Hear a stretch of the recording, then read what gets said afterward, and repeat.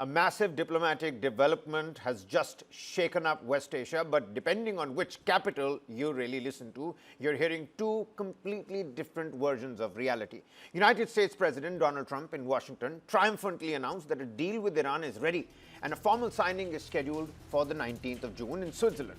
On his social media platforms, President Donald Trump declared an end to the, a 100-day-long conflict, ordering an immediate lifting of the American naval blockade and declaring the strategic Strait of Hormuz open to the world. He even punctuated the moment by telling the global shipping industry to start their engines. But turn your eyes to Tehran, and the mood is far more cautious, even defiant. Iranian officials are stressing that this is merely a preliminary framework, a memorandum of understanding, not a final pact. They maintain that the crucial details, especially the exact terms of permanent sanctions relief, are to be rigorously negotiated over the next 60 days. Now, whilst Iran has agreed not to produce or acquire nuclear weapons under this initial draft, their focus remains fixed on securing hard ironclad guarantees before implementation fully begins.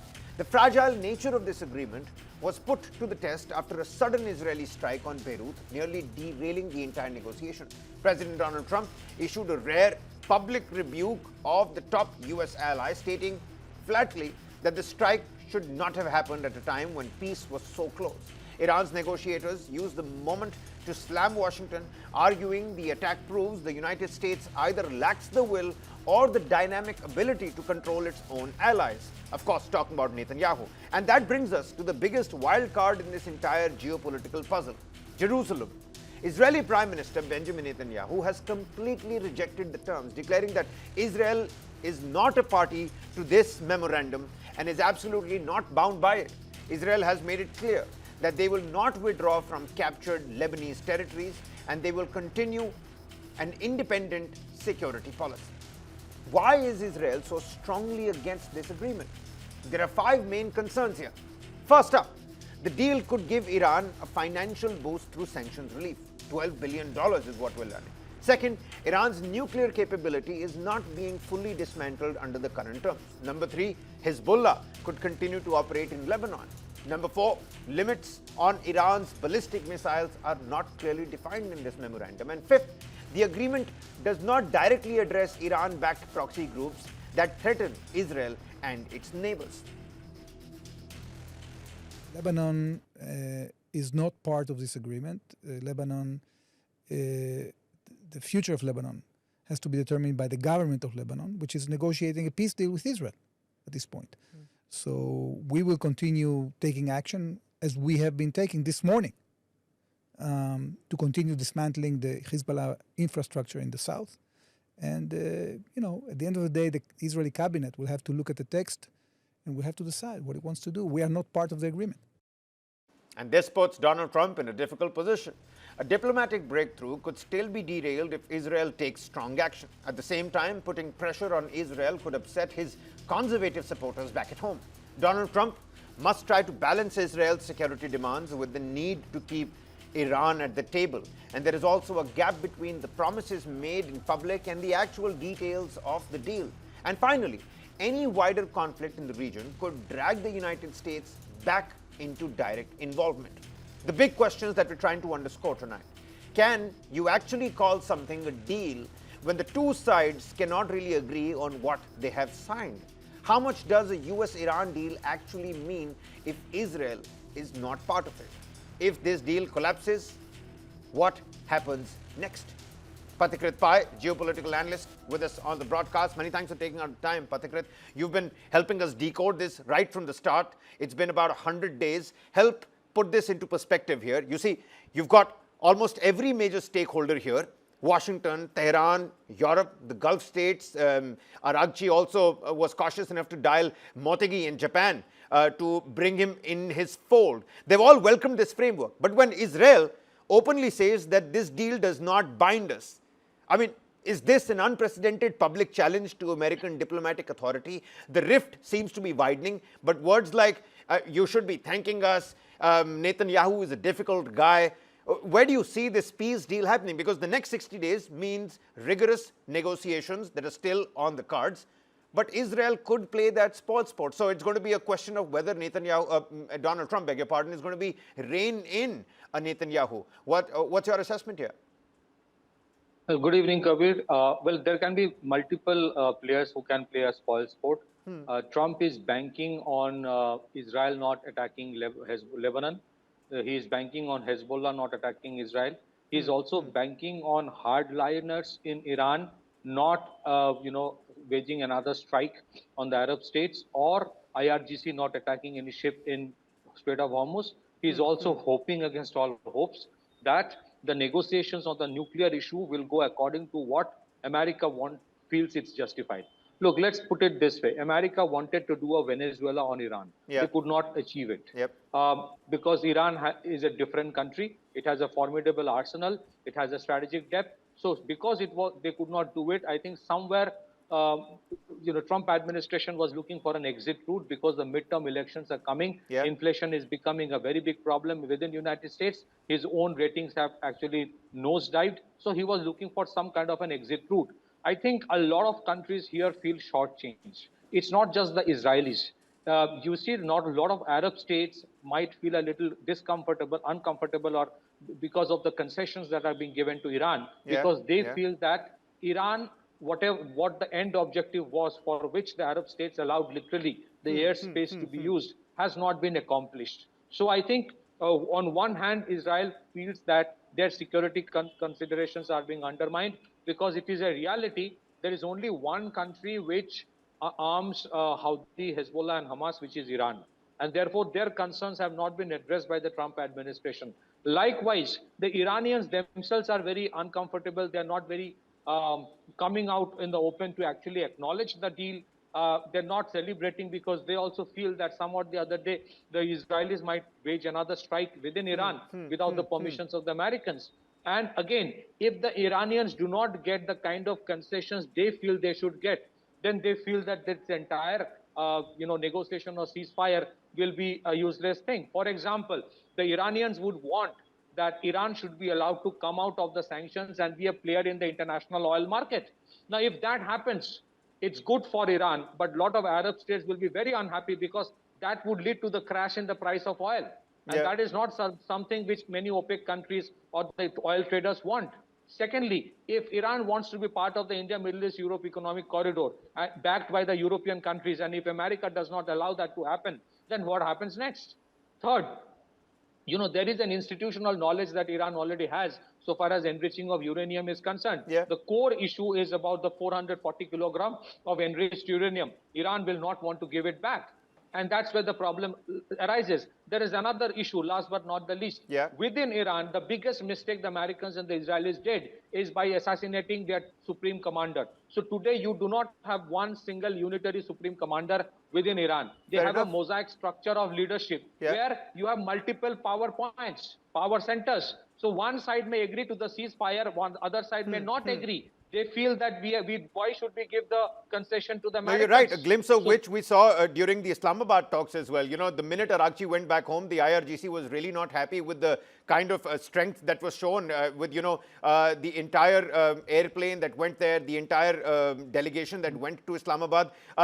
Zaki Shalom, senior researcher, INSS, joining us live from Tel Aviv, also with us on the broadcast. Sir, I'm going to come to you in just a second. A quick follow-up here, Pathikrit. You see, you've just helped us understand that no party here is actually happy with the deal. So is this just another and yet another sham in the face and in the garb of a deal?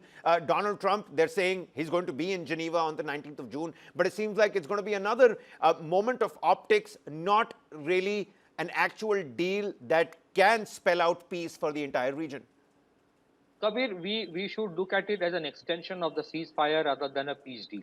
Number one, I am very optimistic that the Strait of Hormuz will get opened up, because the high price of oil is pinching a lot of countries. But if you look at the track record of Middle East so far as peace accords are concerned, starting from the Oslo Accord in 1994, the history is not something worth talking about. There have been many instances where there is no guarantee that tomorrow America also will not do some defensive operation within that region by saying that, no, I'm not getting into a conflict, but this is a defensive operation. So there are so many subterfuges. No deal within that region is possible without the Arab states and Israel being part of it. So unless you take the Arab states into confidence, unless you, because you know the bulk of the assault by the Iranians have been on the Arab states and their critical infrastructures. So have they, you know, had a discussion, taken into confidence the Arab states? All right. You know, Israel has its own, you know, considerations and threats. So there are multiple players and only two players are negotiating. Yeah. That's where the problem starts. No, you're And absolutely therefore, right. I would even go on to say that there's just an unilateral vision at play over here. Not even the other person is coming in. It's all about what Donald Trump wants and how this could effectively benefit the United States' administration. Mr. Shalom is with us on the broadcast here. Sir, how do you look at this? Because you see, Donald Trump has called Benjamin Netanyahu, who's a very good friend, a very difficult guy. And he says, you know, you should be thanking Washington. Even suggested Israel should be grateful to the Republican administration. How significant, from the Israeli point of view, is this public language between both these leaders? Donald Trump starting the day by saying that we finally come to a deal, congratulations to all, and Benjamin Netanyahu clearly saying, hey, look, we're not part of it. Look, I'm seeing things from a historical perspective. And I can tell you that since 1948, every major Israeli strategic move has been disagreed by the United States. And we did it without their agreement. So I'm not really very much excited and I'm not much very worried about this situation, because if you look at it in a perspective, in historical perspective, you see this is just another collision between Israel and the United States. And in most cases, Israel acted on its own interest, and eventually the United States had to put up with it.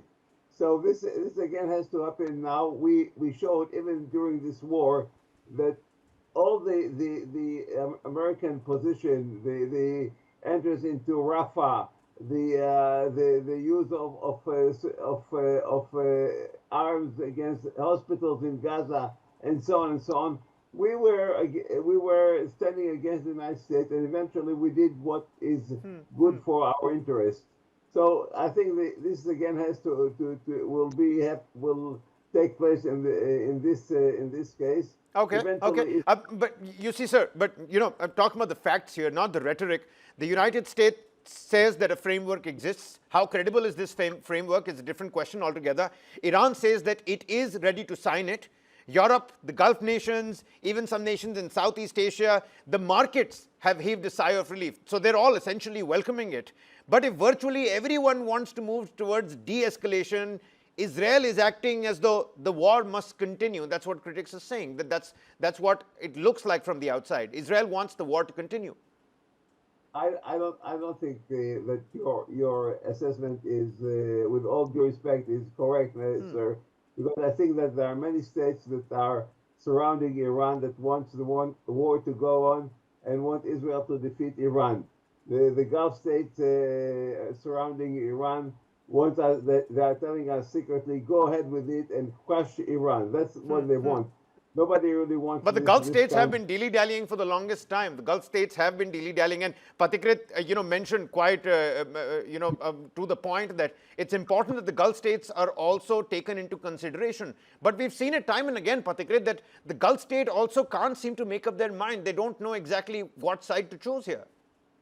I think that number one, there was a history of Iraq-Iran war going on for 8 years. There is a sectarian issue in Middle East that no one can deny.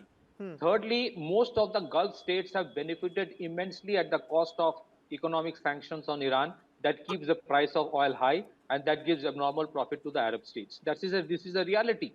Also, the problem for, if you look at Israel, I think, we will be a little unfair to blame Netanyahu. The fundamental security considerations of Israel are so profound that whoever comes to power, the core security concerns of Israel are not going to change, because Iran is not giving any guarantee that they would no more arm Houthis, Hamas or Hezbollah. That guarantee is not there, because these three non-state actors have been clearly created for one specific purpose, that is Israel. And these non-state actors have been a big menace and a problem even for the Arab states. That's why you see the Arab states did not side with Iran. They have been literally on the side of the Israelis when it came to this issue of dealing with Iran, because a powerful nuclear armed Iran is a bigger concern for the Gulf states, Gulf Arab states, than even for Israel, because none of these Gulf states have the kind of weapon systems or the ability to fight a long drawn war that Israel has. Last but not the least is that are the Americans themselves convinced about what they want to do? What is the guarantee tomorrow there will be no protest within or no reservation within America in terms of the concessions they're trying to give to Iran? That is the core issue. So I think, Trump has a habit of actually claiming more than what it actually in reality is. I think the midterm election is what they're doing it. They're trying to soothe down the price of oil for such. They want to calm down the nerves for some time. But if we presume that the core issues have been addressed, they haven't been addressed. So Even then by that the means Americans. the reservations coming from the Israeli point of view are quite quote unquote justified. Mr. Shalom, if we look at this framework that the United States has put out, what are some of the most fundamental sticking points from the Israeli POV? Well, first of all, I want to put another perspective. We're heading towards elections. And, Netanyahu must come with as a victorious politician. Fair enough, yeah. This is a crucial thing. Trump is also a kind of midterm elections. So both we have kind of domestic issues that are also very much has to take into consideration in this regard. Basically, I think that once Iran is crushed, and I want to tell you that I think that the Gulf states are talking in two languages. The one is in the public, the other side is in the secret. When they are talking with us, I think they are telling us they are telling us to go on in the war and to crush Iran. This is their interest and also our interest. So I think that the main thing that Israel has to ensure in this regard is that Iran will not be able to renew its nuclear project, and it will not be able to rearm with ballistic missile. We must ensure that, otherwise, the public will send Netanyahu back to his home, and he knows it very well. I think it is a very important point, Mr. Shalom, that you raised was that today the leader of opposition in the Knesset, he hit out at Benjamin Netanyahu as well. He's really not happy with how America is calling all the shots, and I think that's why Benjamin Netanyahu came out with a hard stance, saying that we're not, this new framework does not put us in a binding situation, and we're going to continue with our operations in Lebanon. Israel insists that Hezbollah must be dismantled before any meaningful peace or space for a peace dialogue can really emerge. But after months of fighting, and you're talking about crushing Iran, if anything, the last 100 days has told us that, it's going to be a mammoth of a task. It's going to be an uphill battle to crush Iran. And on the other hand, you've got the entire world that's dealing with the misadventures of United States and Israel.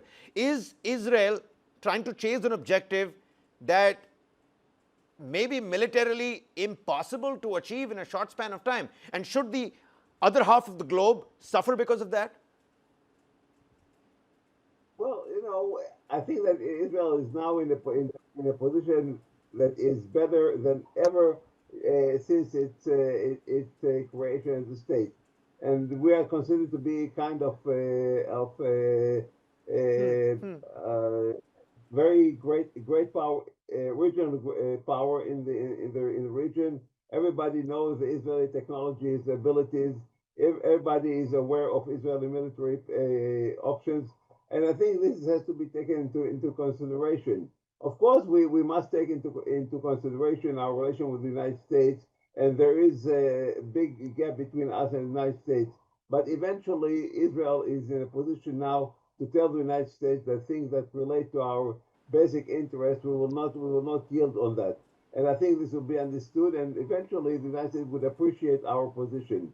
This is my view. Okay, all right. My final follow-up to you, Mr. Shalom.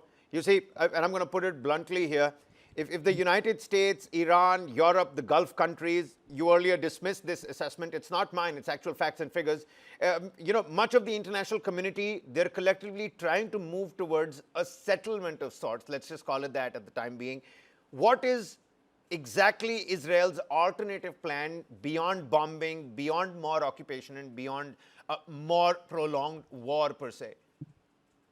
Well, I think that, if there is Hezbollah, for example, stop launching rockets against Israel and stop firing against Israeli settlement in the Galil, I don't think that we are going to escalate the warfare. Eventually, we want quiet. We want quiet, and we want to ensure that the states that are surrounding us will not pose any more strategic threat on Israel. This is achievable, I think, and it's in our hands. And I think we are going to achieve it. I think we are going to come to a new era with peace for long period of time. All right, all right. Patikrit, my final question to you. You say, Mr. Shalom here says that Israel wants quiet, but if this quiet is coming at the cost of tacit revenge, I mean, there's always going to be an answer coming from the other side. So I've asked you this question again. Has that assessment really changed? The last time I asked you what is going to be the end game here, for months the story was America and Iran, and suddenly this new friction has sort of come into play. It's America and Israel as well. So, it's a triangular love triangle that's gone sour. The center of the crisis, it's shifting with each passing day. How do you see this, coming to an end? Well, I think the primary conflict is between Iran and Israel. America is still a distant player, and that's what the Israelis have the grudge, that you stay somewhere else across the Atlantic. You don't face what we face. That is the Israeli, talking point.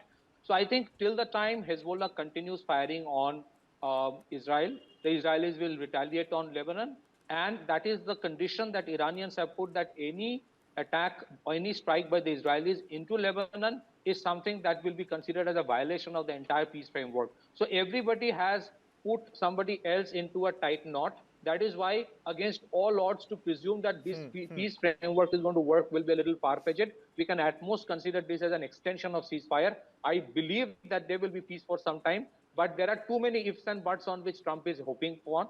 And even if, because that's back home midterm election that is that is going to be a reality. Otherwise, right now, I don't see an end game. It is going to continue for quite some time. Okay, it's going to continue. I think we're going to stick to that, because the operative part that you said was this is a tight knot. It's not a peace deal. It's a tight knot. It's a tight knot for everybody. If anything at all, it's an extended ceasefire. Let's stick to that, because the peace deal, it may be signed on paper. We don't even know whether that's going to actually turn into a reality come the 19th of June. But the real test will begin on the ground. And it seems like this entire war is not heading that way. If Israel refuses to fall in line, the question is not whether Donald Trump can make a deal with Iran. The question is whether he can make his closest allies stick to this peace deal. We're going to be keeping a track on each and every twist. Many thanks for joining us, Patikrit. Many thanks, Mr. Shalom, for taking out the time and helping us out with your point of view here on this